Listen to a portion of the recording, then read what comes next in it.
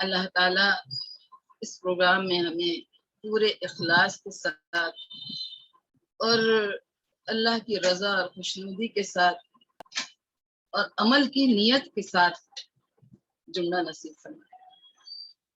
اللہ سے ہم ہدایت کی توفیق مانگے کہ اللہ قرآن و حدیث کی روشنی میں ہمیں چلنا آسان کر دے اور ہمیں توفیق عمل عطا فرما اور ہم سب کے لیے ہدایت کے دروازے کھول دے۔ اللهم صل على محمد وعلى آل محمد كما صليت على إبراهيم وعلى آل إبراهيم إنك حميد مجيد۔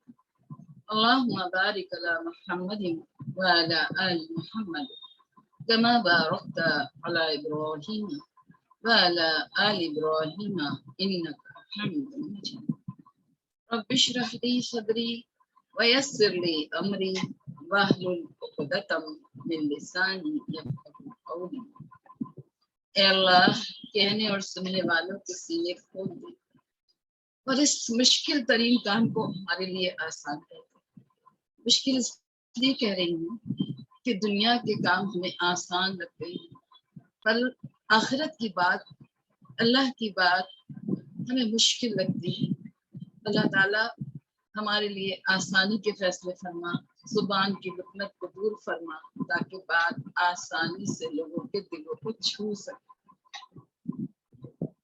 رب زدنی علما، رب زدنی علما، رب زدنی علما۔ یا اللہ ہمارے علم میں اضافہ فرما۔ اللہم فقہنا فی الدین۔ اے اللہ ہم سب کو دین کی سمجھ بوجھ عطا فرما اور فکر دنیا سے کہیں زیادہ فکر آخرت اور فکر مغفرت نصیب فرما۔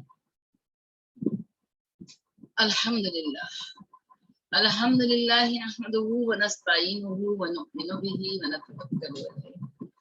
ساری حمد و ثنا، کل تعریفیں، کل بڑائیاں اور شکر تو صرف اللہ کے لیے، جس نے ہمارے وقت کو بچا لیا، جس نے ہمیں اپنے ذکر میں لا کر بیٹھا دیا، جس نے اپنا رشتہ مضبوط کر دیا، اور اسی سے ہم ہر وقت ہر لمحے مدد چاہتے ہیں، کیونکہ اس کی مدد کے بغیر بے بس اور کمزور ہیں۔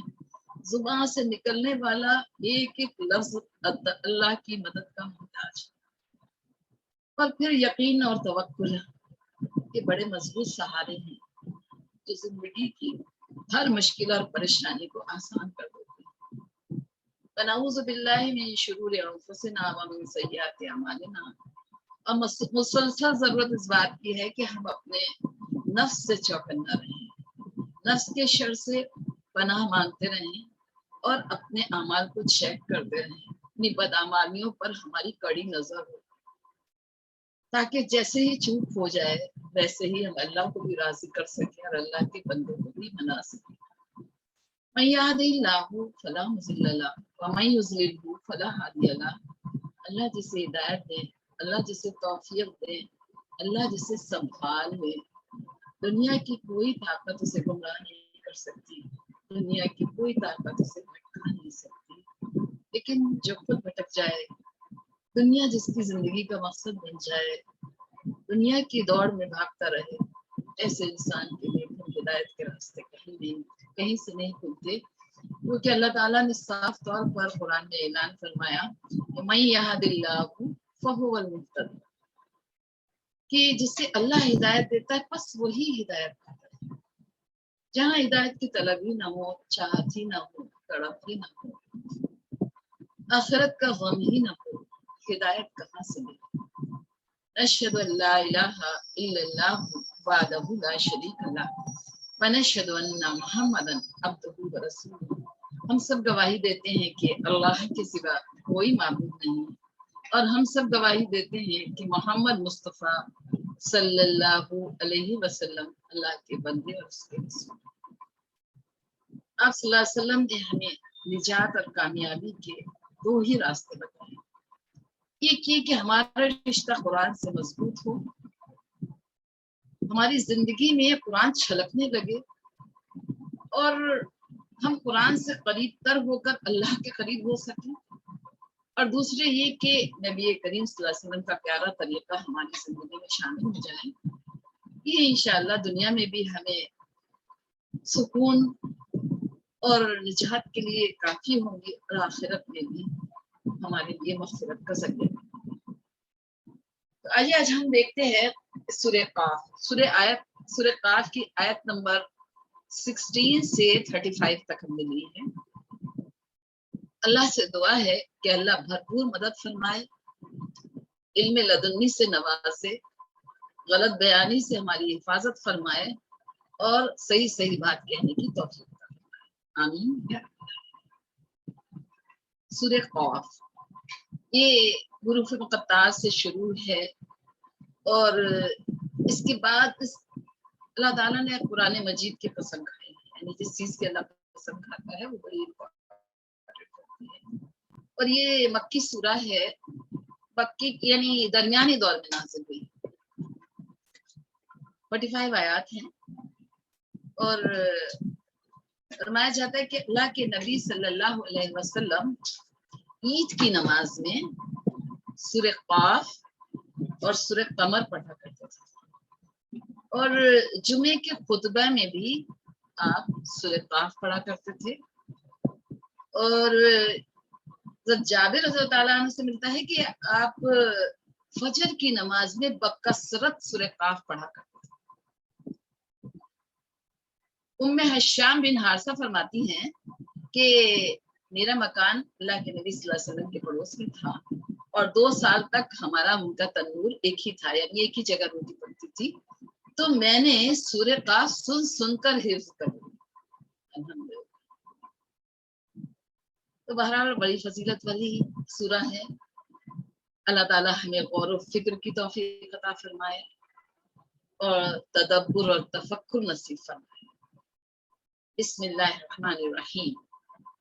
وَلَقَدْ خَلَقْنَا الْإِنسَانَ وَنَعْلَمُ مَا تُوَسْوِسُ بِهِ نَفْسُهُ وَنَحْنُ أَقْرَبُ إِلَيْهِ مِنْ حَبْلِ الْوَرِيدِ إِذْ يَتَلَقَّى الْمُتَلَقِّيَانِ عَنِ الْيَمِينِ وَعَنِ الشِّمَالِ قَعِيدٌ مَا يَلْفِظُ مِنْ قَوْلٍ إِلَّا لَدَيْهِ رَقِيبٌ عَتِيدٌ وَجَاءَتْ سَكْرَةُ الْمَوْتِ بِالْحَقِّ ذَلِكَ مَا كُنْتَ مِنْهُ تَحِيدُ وَنُفِخَ فِي الصُّورِ ذَلِكَ يَوْمُ الْوَعِيدِ وَجَاءَتْ كُلُّ نَفْسٍ مَعَهَا سَائِقٌ وَشَهِيدٌ لَقَدْ كُنْتَ فِي غَفْلَةٍ مِّنْ هَذَا فَكَشَفْنَا عَنْكَ غِطَاءَكَ فَبَصَرُكَ الْيَوْمَ حَدِيدٌ وَقَالَ قَرِينُهُ هَذَا مَا لَدَيَّ عَتِيدٌ أَلْقِيَا فِي جَهَنَّمَ كُلَّ كَفَّارٍ عَنِيدٍ مَنَّاعٍ لِلْخَيْرِ مُعْتَدٍ مُرِيبٍ الَّذِي جَعَلَ مَعَ اللَّهِ إِلَٰهًا آخَرَ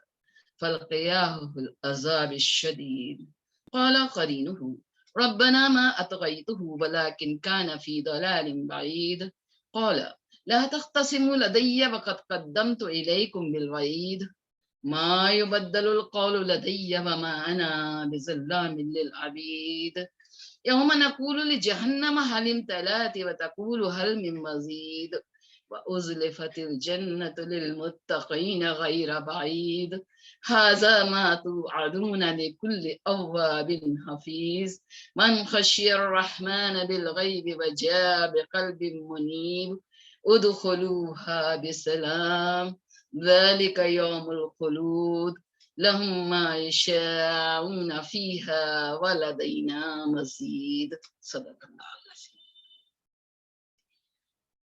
اللہ تعالیٰ فرما رہا ہے کہ وَلَقَدْ خَلَقْنَا الْإِنسَانَ، بے شک ہم نے انسان کو پیدا کیا۔ انسان کا تخلیق اللہ تعالیٰ فرما رہا ہے ہم نے کی۔ ایک ماں بڑے زوم سے کہتی ہے کہ یہ میرا بچہ ہے، میں جانتی ہوں میرا بچہ کیسا ہے۔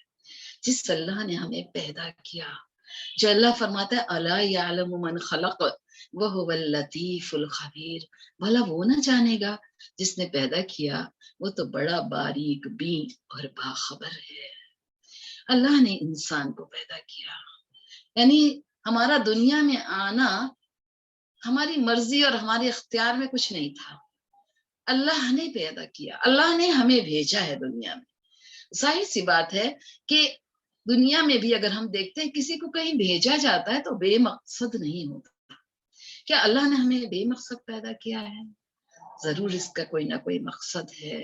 اور اللہ تعالیٰ نے فرمایا سورہ الذاریات میں وَمَا خَلَقْتُ الْجِنَّ وَالْإِنسَ إِلَّا لِيَعْبُدُونَ، ہم نے انسان اور جنات کو اس لیے پیدا کیا تاکہ وہ میری بندگی کریں. ہمیں آج تک بندگی کا مفہوم ہی سمجھ نہیں آیا.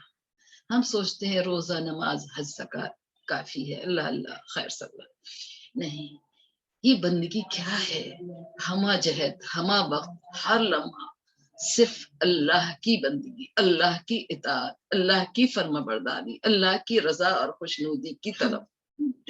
تو اللہ تعالیٰ فرما رہا ہے کہ ہم نے انسان کو پیدا کیا ہے وَنَعْلَمُ مَا تُوَسْوِسُ بِهِ نَفْسُهُ، اور ہم جانتے ہیں ایک وسوسہ بھی اس کے دل میں آتا ہے.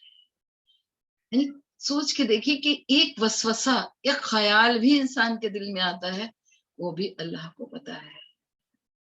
اور وَنَحْنُ أَقْرَبُ إِلَيْهِ مِنْ حَبْلِ الْوَرِيدِ، اور ہم اس کے رگے گردن سے بھی زیادہ قریب ہیں علم کے اعتبار سے. اللہ تعالیٰ سے کوئی چھپ نہیں سکتا. ہمارا ہر عمل اللہ کی نظر میں ہے. ہم جو کچھ کرتے ہیں، جو کچھ کہتے ہیں، جو کچھ ہمارے دل میں خیال آتا ہے، سب اللہ جانتا ہے.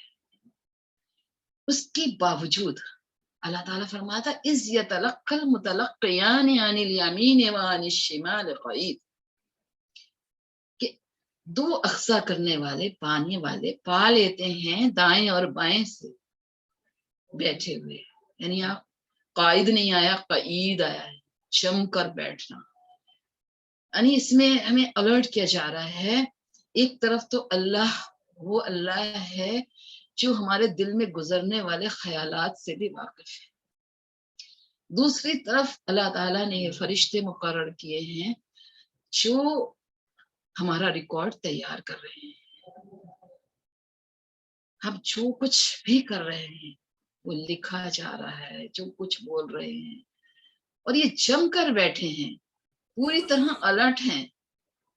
اور بتایا جا رہا ہے کہ اتنے زیادہ الرٹ ہیں کہ ما یلفظ من قول الا لدیہ رقیب عتید، زبان سے کوئی لفظ نکلنے نہیں پاتا کہ یہ لکھنے کے لیے تیار ہیں. کتنا زبردست نظام ہے، یہ کیسی ریکارڈنگ ہے، یہ کیسا معاملہ ہے کہ زبان سے نکلنے والا ہر لفظ ریکارڈ ہو رہا ہے. ہمارا اعمال نامہ تیار ہو رہا ہے، اور وہ فرشتے تیار کر رہے ہیں جو اللہ کے حکم کی ذرہ برابر بھی خلاف ورزی نہیں کرتے. یفعلون ما یؤمرون، وہی کرتے ہیں جن کا انہیں حکم دیا جاتا ہے. اب ذرا سا ہم یہ غور کرتے ہیں کہ الفاظ جو ہماری زبان سے نکلتے ہیں، کبھی ہم یہ سوچے سمجھے بھی ہو جاتے ہیں، لیکن ہمارا ہر لفظ ریکارڈ ہو رہا ہے. جب ہمیں یہ پتا ہوتا ہے ہماری ریکارڈنگ چل رہی ہے، ہم بڑے سوچ سمجھ کر بولتے ہیں. لیکن ہم یہ بھول جاتے ہیں کہ ہم دنیا میں جو کچھ بھی بولتے ہیں وہ ہمارا ریکارڈ ہو رہا ہے. اللہ کے نبی صلی اللہ علیہ وسلم نے فرمایا، ابو سعید خدری سے روایت ہے کہ من سمت نجا، جو چپ رہا اس نے نجات پائی. یعنی خاموشی بھی ایک عبادت ہے.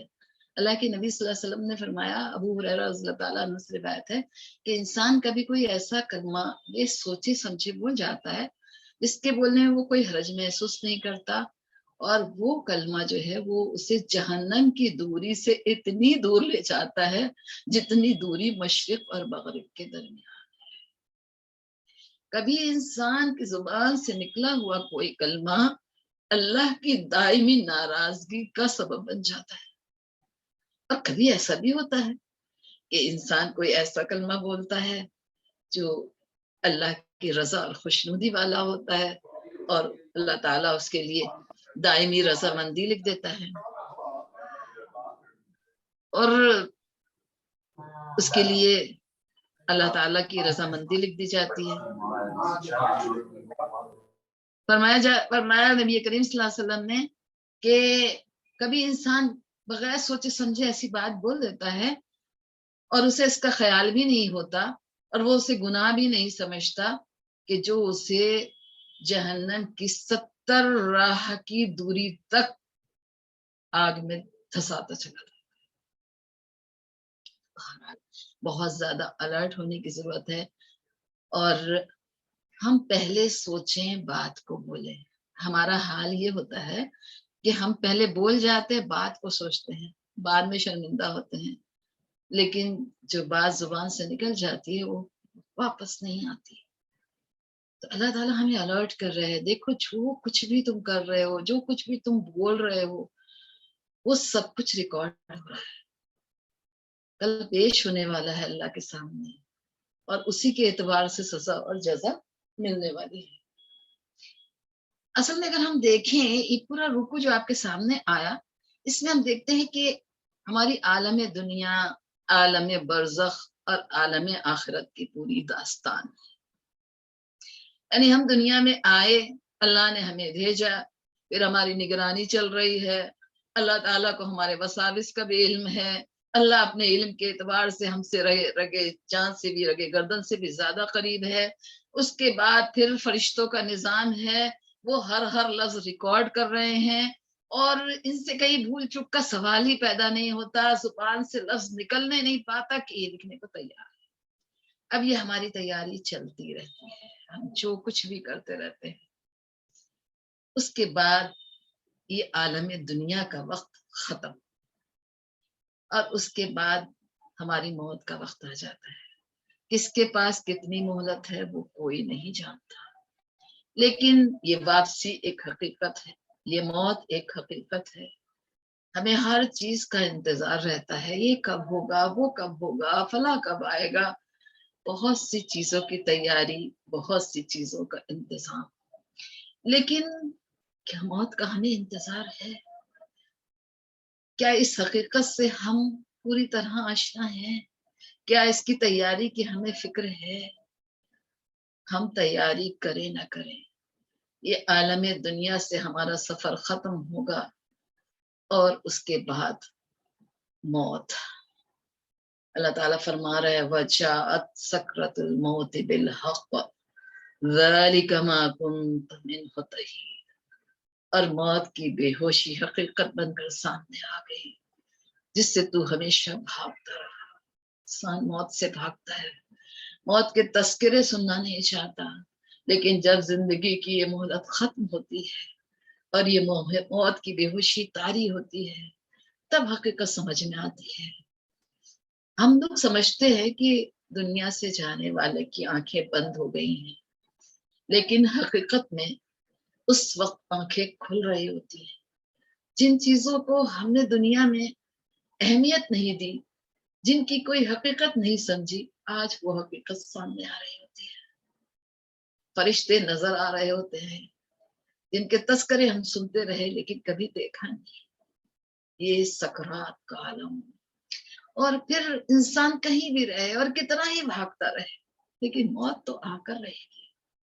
اللہ تعالیٰ سورہ جمعہ میں فرماتا ہے قُلْ إِنَّ الْمَوْتَ الَّذِي تَفِرُّونَ مِنْهُ فَإِنَّهُ مُلَاقِيكُمْ، کہ جس سے تم بھاگتے رہے وہ ایک دن خود تم سے ملاقات کر لے گی، خود تمہارے پاس آئے گی. وہ چل پڑی ہے، تم ادھر سے چلے ہو، وہ ادھر سے چلی ہے، ملاقات ہوگی، موت آ کر رہے گی. سورہ نساء میں اللہ تعالیٰ فرماتا اینما تکونوا یدرککم الموت، کہیں بھی ہوگے موت تمہیں آ کر پکڑ لے گی. کتنی تیاری ہے اس موت کی، اور اسی وقت پتہ چلتا ہے کہ انسان نے کیسی تیاری کی ہے. آج انجام نظر آ رہا ہوتا ہے. ایک نافرمان، ایک باغی، ایک اللہ کے ناراضگی قبول کرنے والا انسان، آج اس کا انجام فرق ہے. اللہ کی رضا اور خوشنودی کے طالب کا انجام فرق ہے. موت کی بے ہوشی طاری ہے، فرشتے نظر آ رہے ہیں، انجام نظر آ رہا ہے. کیونکہ ایک مومن کی جان لینے جب فرشتے آتے ہیں بڑی خوبصورت شکل میں خوشبوئیں لے کر آتے ہیں، بڑے نورانی ہوتے ہیں، دل کھینچا چلا جائے، اور بڑے پیار سے اس سے کہتے ہیں یا ایھا النفس المطمئنہ ارجعی الی ربک راضیۃ مرضیہ فادخلی فی عبادی وادخلی جنتی. ساری زندگی جسے انتظار تھا آج وہ وقت آ گیا ہے. فرشتے بڑے پیار سے بڑی تسلیوں کے ساتھ سب کچھ خبریاں سنا رہے ہیں. اے نفس مطمئنہ اپنے رب کے جوار رحمت کی طرف چل. اب امتحان کی گھڑیاں ختم ہو گئی. اللہ سے ملاقات کا وقت آ گیا. اپنے رب کی طرف چل اس حال میں کہ وہ تجھ سے راضی اور تو اس سے راضی اور اس کے نیک بندوں میں شامل ہو جا. اس کی جنت میں داخل ہو جا. دوسری طرف ایک اللہ کا نافرمان ہے. ساری زندگی گناہوں میں بسر ہوئی ہے. کوئی تیاری نہیں, کوئی فکر نہیں, کوئی آخرت کا خیال نہیں, احساس نہیں. لیکن موت اچانک آ پڑی ہے. بڑے بھیانک فرشتے اب لینے آئے ہیں. انجام سمجھ میں آ رہا ہے کہاں لے کر جائیں گے. اس کا ایک نقشہ اگر ہم دیکھیں سورہ انعام میں اللہ تعالیٰ فرماتا ہے وَلَوْ تَرَىٰ إِذِ الظَّالِمُونَ فِي غَمَرَاتِ الْمَوْتِ وَالْمَلَائِكَةُ بَاسِطُو أَيْدِيهِمْ أَخْرِجُوا أَنفُسَكُمْ. کاش تم ان ظالموں کو موت کی سختیوں میں دیکھو جب وہ موت کی سختیوں میں ہوں گے اور فرشتے ان کی طرف ہاتھ بڑھا رہے ہوں گے. وَالْمَلَائِكَةُ بَاسِطُو أَيْدِيهِمْ نکالو اپنی جانیں. اخرجوا انفسکم. تو اللہ تعالیٰ فرما رہا ہے وہ موت کی سختی. ظاہر سی بات ہے اللہ کے نبی صلی اللہ علیہ وسلم نے فرمایا جس حال میں مرو گے اس حال میں اٹھائے جاؤ گے. جیسی زندگی گزرے گی ویسی ہی موت آئے گی اور جیسی موت ہوگی ویسا ہی انجام ہوگا. آج ہم موت کو کتنا ہی بھولے رہے لیکن یہ حقیقت ٹل تو نہیں سکتی.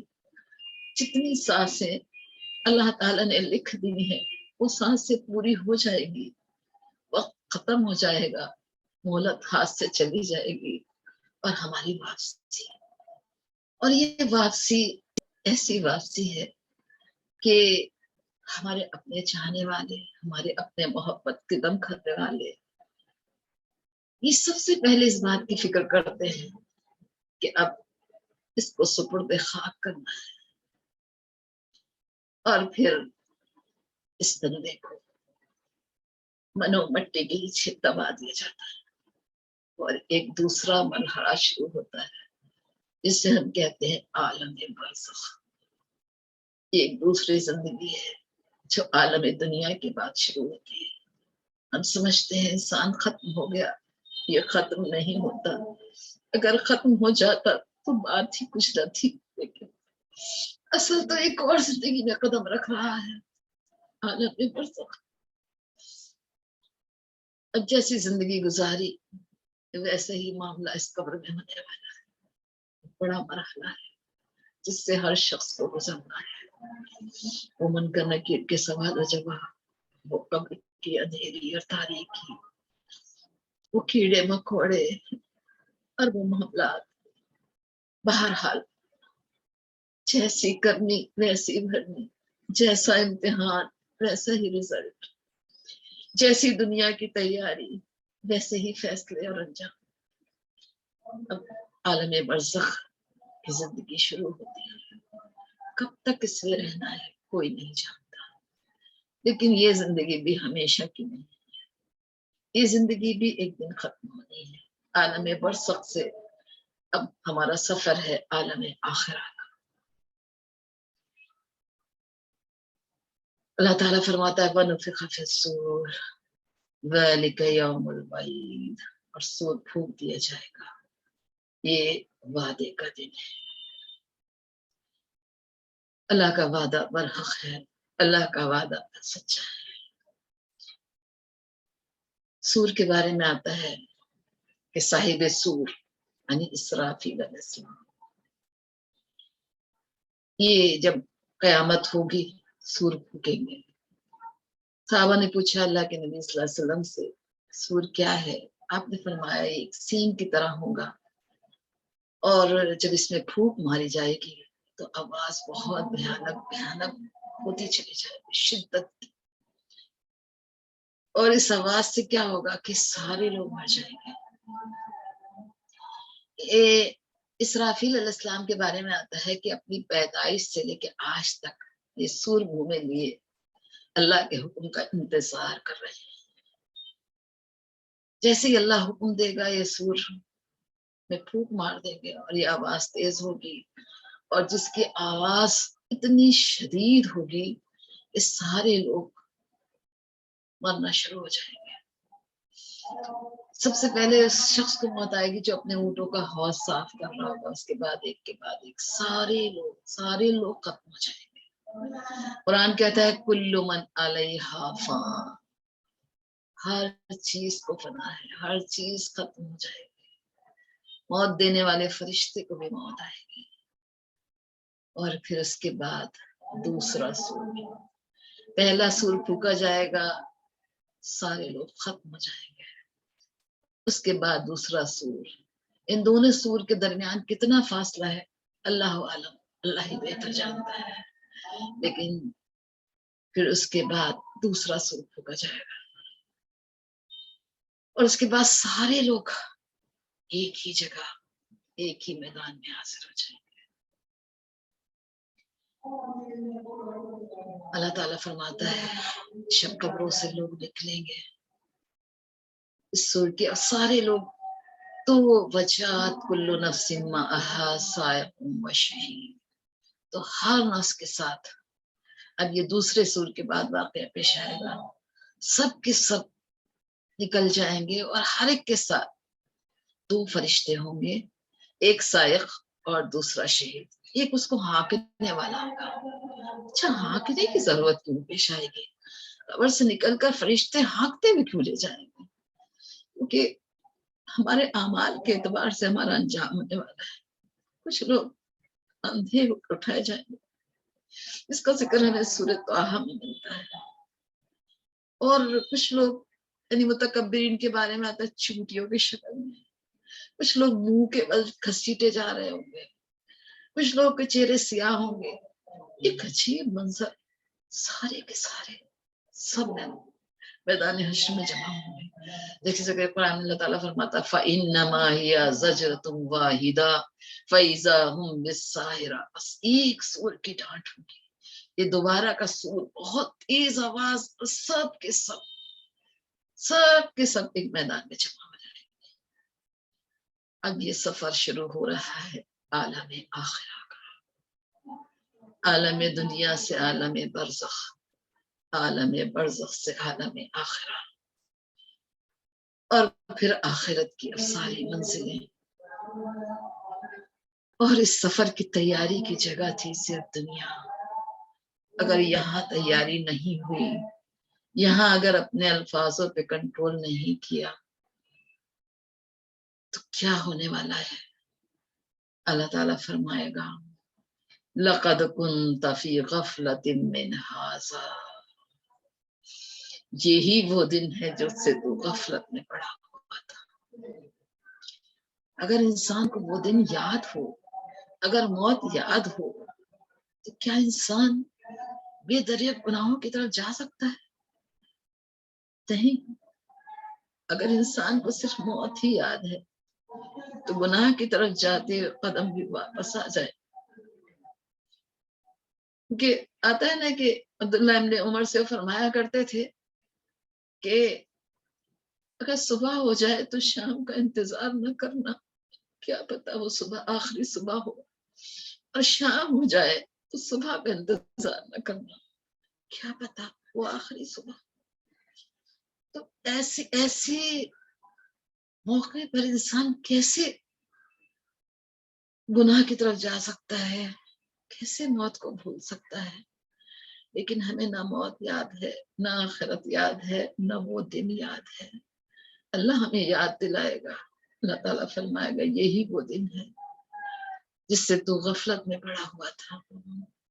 فَكَشَفْنَا عَنكَ غِطَاءَكَ فَبَصَرُكَ الْيَوْمَ حَدِيدٌ، تو آج ہم نے نظر کا پردہ ہٹا دیا، جو غفلت کے پردے دنیا میں پڑے ہوئے تھے جہاں آخرت کو انسان بھولا ہوا تھا، جہاں دنیا ہی اس کی پرائیورٹی تھی، ساری صلاحیتیں سب دنیا کے لیے لگ رہی تھی، سارا مال دولت وقت سب دنیا پہ لٹایا جا رہا تھا، آخرت سے آنکھیں بند تھی، آخرت سے غفلت تھی۔ آج وہ دن آ گیا، آج وہ غفلت کا پردہ ہٹا دیا گیا، تو آج تیری نگاہ بہت تیز ہے، فبصرک الیوم حدید۔ آج حقیقت کا پردہ سامنے سے ہٹ گیا ہے، حقیقت نظر آ رہی ہے، غفلت کا پردہ ہٹ چکا ہے۔ اب وقال قرینہ ھذا ما لدی عتید، اب یہ جو فرشتہ ساری زندگی بڑی دیانتداری کے ساتھ، بڑی ایمانداری کے ساتھ، بڑی محنت کے ساتھ اس کا ریکارڈ تیار کرتا رہا، آج یہ ریکارڈ اللہ کے سامنے پیش کر دیا جائے گا۔ ھذا ما لدی عتید، یہ ہے وہ بندہ اور یہ ہے اس کا ریکارڈ، یہ ہے اس کا عمل نامہ۔ اس وقت انسان کی کیا کیفیت ہوگی، کیا حال ہوگا، آج ہم امیجن نہیں کر سکتے۔ اور پھر حکم دے دیا جائے گا،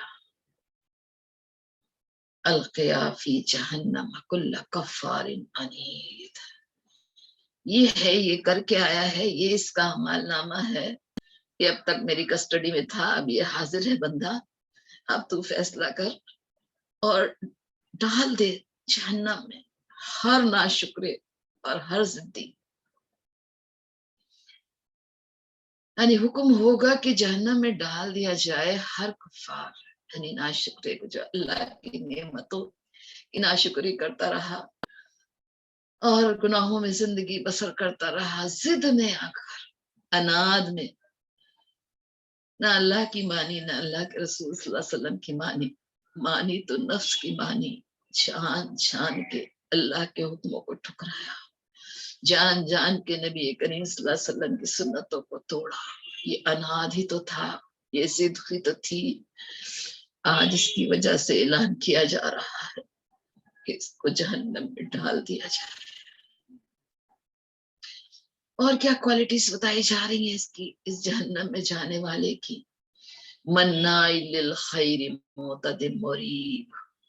ذرا سا ہم اپنا بھی محاسبہ کرتے چلے ان آیات کی روشنی میں، ہم کہاں کھڑے ہیں، کیونکہ قرآن ایک آئینہ ہے، وہ ہمیں ہماری تصویر دکھاتا ہے، ہماری کمیاں کہاں ہیں، ہمارے دامن پہ گناہوں کے کتنے داغ ہیں، ہم نے اب تک کیا کیا ہے، کہیں ہم بھی تو اس میں شامل نہیں۔ تو بہرحال اللہ تعالیٰ فرما رہا ہے کہ خیر سے روکنے والا، اس کے دو معنی، خیر کے معنی مال بھی ہوتے ہیں، یعنی مال میں بخل کرنے والا، مال نہ خرچ کرنے والا، اللہ کے راستے میں نہ خرچ۔ دوسری بات یہ کہ ہر خیر بھلائی سے روکنے والا۔ آج بھی بہت سے لوگ ہیں خود تو نہیں کرتے، دوسروں کو بھی روکتے ہیں، دوسروں کو بھی خیر کے راستے میں جانے نہیں دیتے، خود تو دنیا پرست ہیں ہی، لیکن لوگوں کو بھی دنیا ہی کی طرف رغبتیں دلاتے ہیں۔ اسی لیے قرآن میں اللہ تعالیٰ نے روکا ہے، فرمایا سورہ کہف میں کہ وَلَا تُطِعْ مَنْ أَغْفَلْنَا قَلْبَهُ عَنْ ذِكْرِنَا وَاتَّبَعَ هَوَاهُ وَكَانَ أَمْرُهُ فُرُطًا، کہ دیکھو ان لوگوں کا کہا نہ ماننا جن کے دل کو ہم نے اپنی یاد سے غافل کر دیا ہے۔ جب دنیا پرستی آتی ہے، دنیا کی محبتیں آتی ہیں، ہماری پرائورٹی دنیا ہوتی ہے، دنیا کی چاہتیں بڑھتی چلی جاتی ہیں، تو اللہ کے ذکر سے ہم غافل ہو جاتے ہیں اور کس کے بندے بن جاتے ہیں، خواہشات کے۔ فرمایا اور وہ خواہشات کا بندہ بنا ہوا ہے، خواہشات کی پیروی کرتا ہے، میرا نفس، میری مرضی، میری خواہش، اور اس کا یہ حال حد سے بڑا ہوا ہے۔ تو یہ بندہ نہ خود خیر اور بھلائی کے کاموں میں آگے بڑھتا ہے، نہ دوسروں کو بڑھنے دیتا ہے۔ اور کیا کوالٹی ہے اس کی، معتد مریب، حد سے گزرنے والا، اللہ کی حدوں کو پھیلانے والا، کہیں نہ رکنے والا، اور لوگوں کو شک میں ڈالنے والا، شک میں، ہم سب جانتے ہیں کہ اگر کسی کے دماغ میں ذہن میں شک ڈال دیا جائے، ریب آ جائے، شک آ جائے، پھر وہ بندہ وہ کام نہیں کرتا. اسی لیے جب وہ اللہ نے قرآن نازل کیا اور سورہ فاتحہ میں ہم سے دعا منگوائی اور اس دعا کے جواب میں جب ہمیں پورا قرآن دیا اللہ تعالیٰ نے، تو سب سے پہلے کیا کہا، کیا فرمایا، الف لام میم ذالک الکتاب لا ریب فیہ. دیکھو یہ جو تم اس کتاب کی طرف بڑھنے والے ہو، یہ کتاب وہ کتاب ہے جس میں کوئی شک نہیں. آنکھ بند کر کے اس سے گزر جانا، آنکھ بند کر کے اس کے احکام پر عمل کر لینا، کہیں شک اپنے دل میں نہ لانا. یہ کتاب لا ریب فیہ ہے. تو یہاں فرمایا جا رہا ہے یہ خود بھی حد سے گزرنے والا تھا، اللہ کی حدوں کو پھیلانے والا تھا، اور لوگوں کے دلوں میں شک ڈالنے والا تھا اللہ کے بارے میں، نبی کریم صلی اللہ علیہ وسلم کے بارے میں، کتاب کے بارے میں، دین کے بارے میں، دینی اداروں کے بارے میں، دین کے کام کرنے والوں کے بارے میں. اور سب سے بڑھ کر کیا، الذی جعل مع اللہ الہا آخر فالقیاہ فی العذاب الشدید. اور سب سے بڑھ کے یہ کہ اس نے اللہ کے سوا اور بھی معبود بنا رکھے تھے، اوروں سے بھی امیدیں لگا رکھی تھی، اوروں میں بھی وہ صفات ڈھونڈتا تھا جو اللہ کی ہے، اس کی صفات میں دوسروں کو شامل کرتا تھا. اور یہ شرک قابل معافی نہیں ہے. سب گناہ اللہ معاف کر دے گا چاہے گا تو، لیکن شرک اللہ معاف نہیں کرے گا. اللہ تعالیٰ نے 2 مرتبہ سورہ نساء میں فرمایا، ان اللہ لا یغفر ان یشرک بہ ویغفر ما دون ذلک لمن یشاء. اللہ تعالیٰ اس کو تو معاف نہیں کرے گا کہ اس کے ساتھ کسی کو شریک کیا جائے، اس کو چھوڑ کر دوسروں کو معبود بنایا جائے، دوسروں سے امیدیں لگائی جائیں، اللہ کے ناموں کو چھوڑ کر ان کو ان ناموں سے پکارا جائے، تو اللہ معاف نہیں کرے گا. اس پر ذرا ہم غور کرتے ہیں. اللہ کے سوا دوسرے معبود، جو اللہ کا حق ہے وہ دوسروں کو دیتے ہیں، اللہ کے ساتھ دوسروں کو شریک کرتے ہیں. سورہ بقرہ میں آتا ہے نا کہ وَمِنَ النَّاسِ مَن يَتَّخِذُ مِن دُونِ اللَّهِ أَندَادًا يُحِبُّونَهُم كَحُبِّ اللَّهِ وَالَّذِينَ آمَنُوا أَشَدُّ حُبًّا لِلَّهِ. اور بعض لوگ ایسے ہیں جنہوں نے اللہ کے سوا دوسرے معبود بنا رکھی ہیں، اور وہ ان سے اس طرح محبت کرتے ہیں جیسے اللہ سے کرنی چاہیے. محاسبہ، اپنا اپنا محاسبہ. لیکن جو ایمان والے ہیں، والذین آمنوا اشد حبا للہ، اللہ کی محبت میں شدید، سب سے اوپر اللہ کی محبت. محبت منع نہیں ہے، سب کا مقام اپنی جگہ، بچے، ماں باپ، رشتے دار، عزیز و اقربا، ملنے والے، دوست احباب، سب.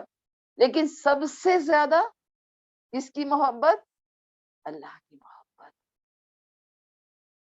اور شرک ایسا گناہ ہے جو قابل معافی نہیں. اگر ہم سورہ نساء دیکھتے ہیں تو 2 مرتبہ اللہ رب العالمین نے ارشاد فرمایا کہ ان اللہ لا یغفر ان یشرک بہ ویغفر ما دون ذلک لمن یشاء. اللہ تعالیٰ اس بات کو تو معاف نہیں کرے گا کہ اس کے ساتھ کسی کو بھی شریک کیا جائے، چاہے اس کی عبادت میں، چاہے اس کی ربوبیت میں، چاہے اس کی صفات میں. لیکن ہاں دوسرے گناہ ہوں گے تو چاہے گا تو معاف کر دے گا. لیکن سورہ مائدہ آیت نمبر 72 تو ہمیں چوکا دیتی ہے اور لرزا دیتی ہے. اللہ تعالیٰ فرما رہا ہے کہ وَمَن يُشْرِكْ بِاللَّهِ فَقَدْ حَرَّمَ اللَّهُ عَلَيْهِ الْجَنَّةَ وَمَأْوَاهُ النَّارُ وَمَا لِلظَّالِمِينَ مِنْ أَنصَارٍ. اللہ کا کلام ہے. اللہ تعالیٰ فرما رہا ہے جو اللہ کے ساتھ کسی کو شریک کرے گا، اللہ اس پر سے جنت کو حرام کر دے گا، اس کا ٹھکانہ تو آگ ہے، اور ایسے ظالموں کا کوئی مددگار نہیں. کبھی ہم نفس کو معبود بناتے ہیں، کبھی مال کو معبود بناتے ہیں، کبھی خواہشات کے بندے بنتے ہیں۔ سرس اپنا جائزہ لے، یہ کس کو بڑا بنایا ہے؟ فرمایا کہ اس کا ٹھکانہ آگ ہے اور ایسے ظالموں کا کوئی مددگار نہیں۔ سورہ لقمان اگر ہم دیکھیں تو اللہ تعالیٰ نے شرک کو ظلم عظیم فرمایا، ان الشرک لظلم عظیم، شرک تو بڑا بھاری ظلم ہے، اور یہاں شرک کرنے والوں کو ظالم کہا۔ ظاہر سی بات ہے کہ ہم ہی تو ظالم ہوئے، ہم ہی نے تو ظلم کیا، اللہ کے سوا دوسروں کو معبود بنا کر، اللہ کو چھوڑ کر اوروں سے امیدیں لگا کر، اللہ کی صفات میں دوسروں کو شامل کر، تو لہٰذا اللہ تعالیٰ فرمائے گا، بس اس کو وہاں فرمایا تھا القیا فی جہنم، یہاں اور زور ہے، فَأَلْقِيَاهُ فِي الْعَذَابِ الشَّدِيدِ، کہ بس اس کو سخت عذاب میں جھونکو۔ اب باری کس کی آئی؟ شیطان۔ قَالَ قَرِينُهُ رَبَّنَا مَا أَطْغَيْتُهُ وَلَٰكِنْ كَانَ فِي ضَلَالٍ بَعِيدٍ۔ یہ کیا کہے گا؟ یہ اپنا دامن بچائے گا، یہ کہے گا اے میرے رب، میں نے اسے گمراہ نہیں کیا، یہ تو خود دور دراز کی گمراہی میں تھا۔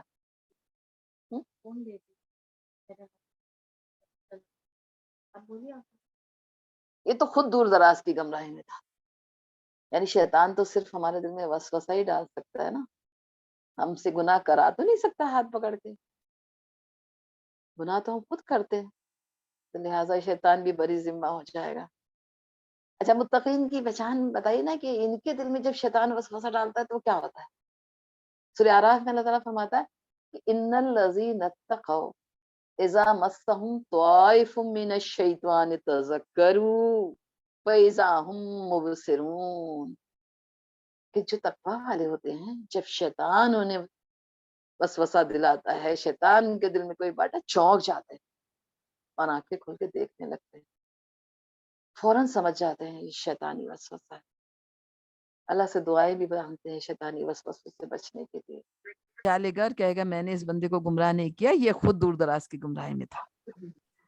تو اللہ تعالیٰ کیا فرمائے گا؟ قولا لا تختصموا لدی وقد قدمت الیکم بالوعید، میرے سامنے اب جھگڑے کی بات مت کرو، یہاں جھگڑا نہیں کرو، کیونکہ میں تمہیں پہلے ہی وعید سنا چکا ہوں، پہلے ہی ہوشیار کر چکا ہوں، خبردار کر چکا ہوں۔ جب ابلیس کو اللہ تعالیٰ نے جنت سے نکالا تھا، کیونکہ اس نے سجدہ نہیں کیا تھا آدم علیہ السلام کو، تو اس نے کہا تھا کہ تو نے اس سجدے کی وجہ سے مجھے ہمیشہ کے لیے رسوا کر دیا، تو میں بھی تیرے بندوں کو کثیر تعداد میں بہکاؤں گا۔ تو اللہ تعالیٰ نے کیا فرمایا تھا کہ ٹھیک ہے تو بہکا لے میرے بندوں کو، لیکن جو جو تیری پیروی کرے گا میں اس جہنم کو بھر کے رہوں گا۔ یہ وعید اللہ تعالیٰ سنا چکا تھا، اللہ تعالیٰ وہ یاد دلائے گا کہ میں تو پہلے ہی خبردار کر چکا ہوں، پہلے ہی وعید سنا چکا ہوں۔ سورہ یاسین میں بھی اللہ تعالیٰ کیا فرماتا ہے کہ یا بنی آدم لا تعبدوا الشیطان انہ لکم عدو مبین وان اعبدونی ھذا صراط مستقیم۔ اے بنی آدم، دیکھو شیطان کی پرستش نہ کرنا، شیطان کے کہنے میں نہ آنا، یہ تمہارا کھلا دشمن ہے، ہاں میری بندگی کرنا یہ سیدھا راستہ ہے۔ لہٰذا اب جھگڑے سے کوئی فائدہ نہیں۔ اس کے بعد کیا ہوگا؟ اب لوگ اللہ کے حکم کے مطابق جہنم میں جھوکے جا رہے ہوں گے، اور جہنم پارٹی جا رہی ہوگی۔ یوم نقول لجہنم هل امتلأت وتقول هل من مزید، اس دن ہم جہنم سے کہیں گے کیا تو بھر گئی؟ وہ کہے گی اور بھی کچھ ہے۔ یعنی سورہ ملک میں بھی آتا ہے نا، اذا القوا فیہا سمعوا لہا شہیقا وہی تفور تکاد تمیز من الغیظ، جب لوگ اس میں ڈالے جا رہے ہوں گے تو جہنم غصے سے کھول رہی ہوگی، جیسے پھٹ جائے گی غصے سے، یہ اور ہے، بہت کچھ میرے اندر جگہ ہے۔ اور جہنم اور جنت میں آپس میں تکرار ہو رہی ہوگی۔ جنت کہے گی کہ جہنم کہے گی کہ میرے پاس تو بڑے بڑے متکبر اور جابر لوگ آئیں گے میرے اندر، جنت کہے گی کہ میرے اندر تو بڑے ناتواں کمزور اور مسکین لوگ آئیں گے۔ اللہ تعالیٰ جنت سے فرمائے گا اے جنت، تو میری رحمت ہے، میں تیرے ذریعے جس کو چاہوں گا اپنی رحمت میں جگہ دوں گا. ارے جہنم تو میرا عذاب ہے، میں جس کو چاہوں گا تیرے ذریعے اس کو عذاب میں ڈالوں گا. اب موت نہیں ہے. اللہ کے نبی صلی اللہ علیہ وسلم نے فرمایا کہ جب جنتی جنت میں چلے جائیں گے، جہنمی جہنم میں چلے جائیں گے، تو اللہ تعالیٰ ایک جانور کو لائیں گے اور اس کی دیوار سے اس کو کھڑا کریں گے اور پھر آواز دیں گے اے جنت والوں. جنت والے دوڑ کے آئیں گے. پھر جہنم والوں کو آواز دیں گے جہنم والوں، وہ بھی دوڑ کر آئیں گے. وہ سوچیں گے شاید کوئی نجات کا راستہ نکلا ہو. اور پھر اللہ تعالیٰ فرمائیں گے کہ جس کی پہچانتے ہو؟ کہا ہاں. یہ کیا ہے؟ یہ موت ہے.